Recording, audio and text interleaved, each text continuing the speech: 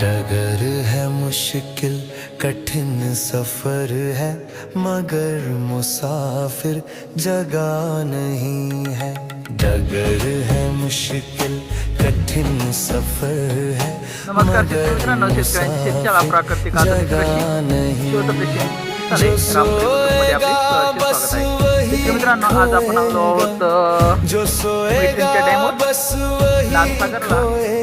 नाथसागराची डॅमची स्थिती आता तुर्तासच पाऊस थांबलेला आहे आणि 100% धरण भरलेलं आहे।